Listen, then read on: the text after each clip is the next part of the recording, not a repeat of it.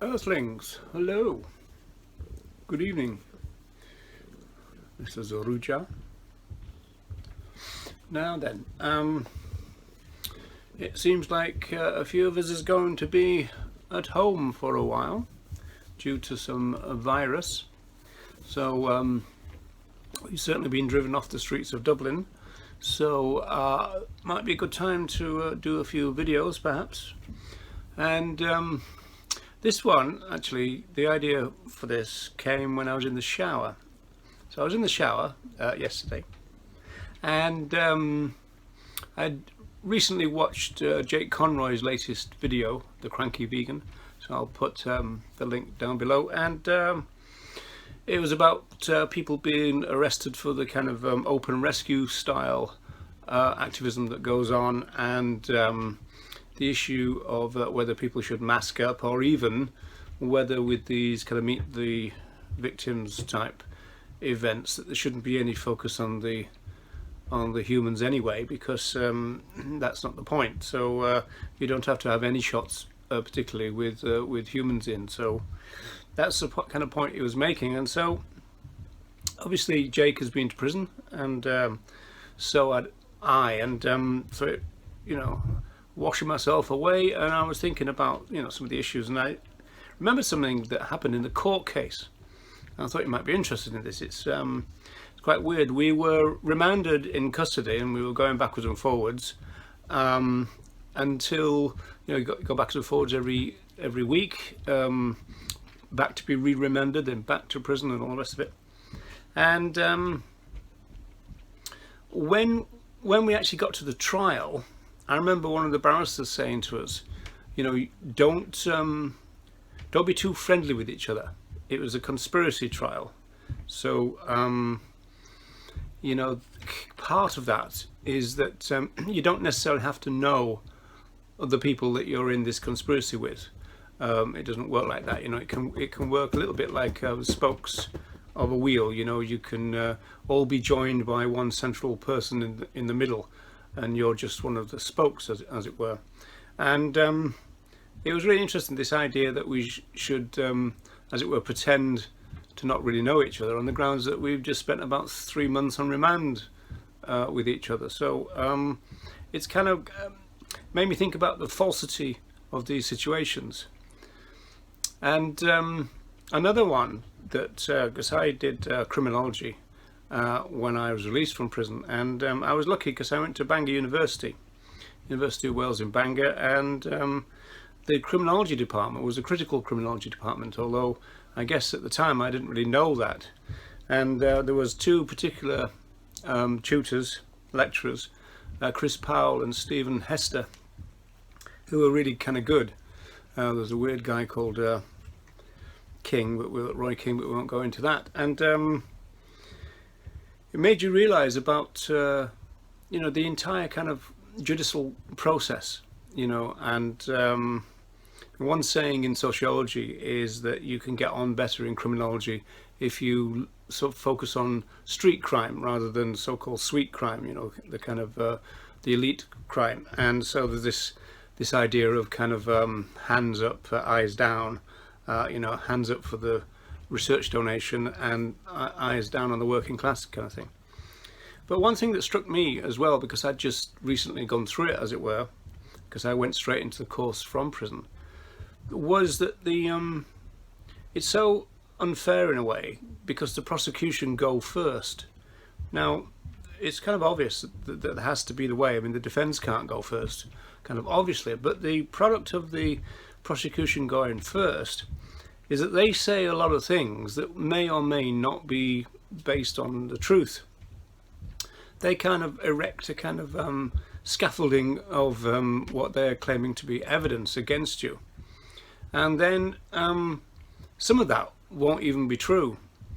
But then you've got the dilemma of which parts of it to challenge as the defence, and so sometimes you kind of let some of the lies kind of go, because it can be counterproductive to challenge everything sometimes. And certainly if it appears that you're trying to suggest that the police might be lying, for example, because then that brings your previous convictions or your character into question in terms of the court, and then therefore some parts of your record, such as it is, can be revealed during the court case in front of the jury, which would normally be withheld from them. So it's a very kind of difficult position. And, you conclude really that in a court case, there's very little of the truth that really matters. So the prosecution don't necessarily tell the truth.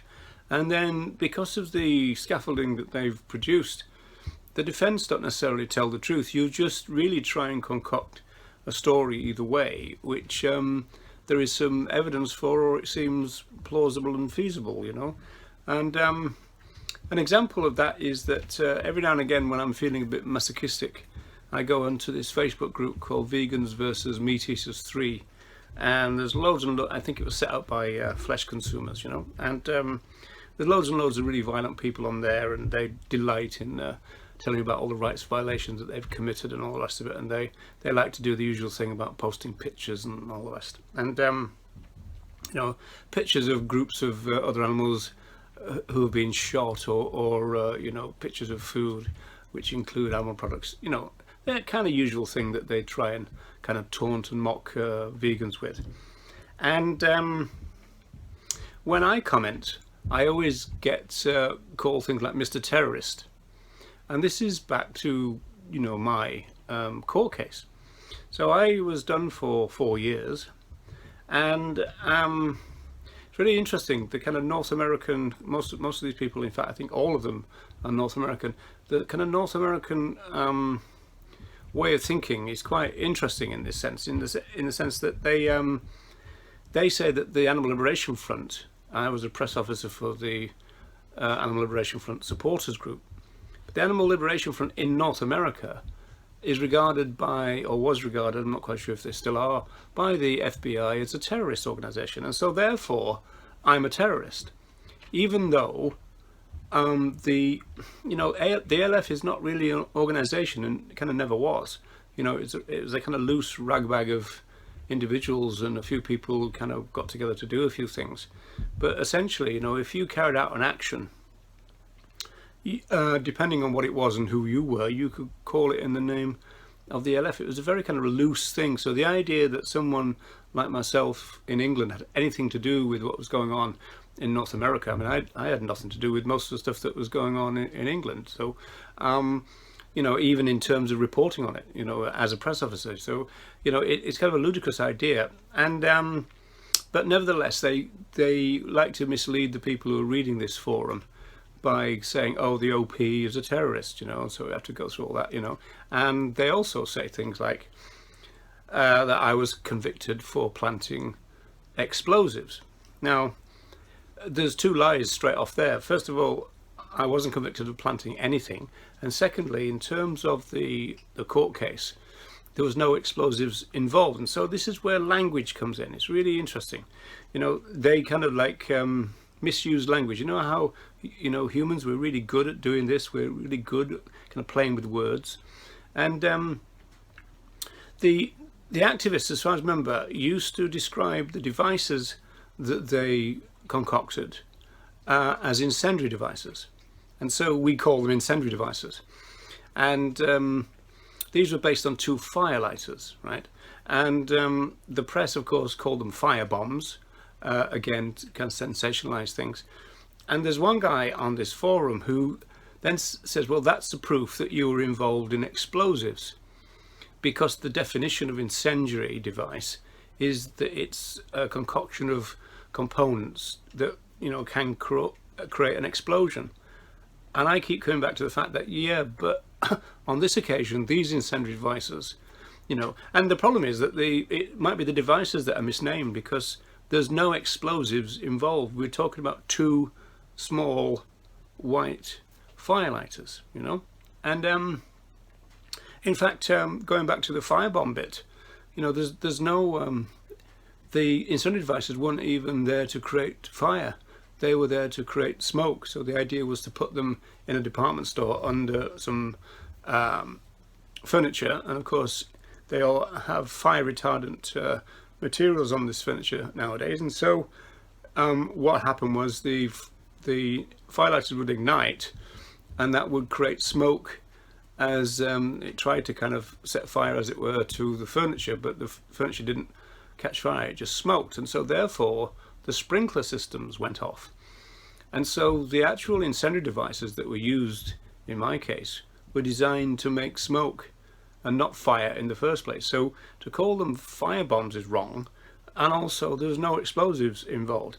But it's just interesting, you know, like all the way through, when I think about it, all the way through in terms of before the trial, during the trial, and then the fallout after the trial, you know, the truth doesn't necessarily come into it. It's really kind of interesting in the sense that, you know, everybody suddenly becomes a spin doctor and just wants to kind of create their own version of what they can sell as reality, you know, whether you're someone on a forum or whether you're a prosecution barrister, you know. So that's the little thought that popped into my head when I was in the shower.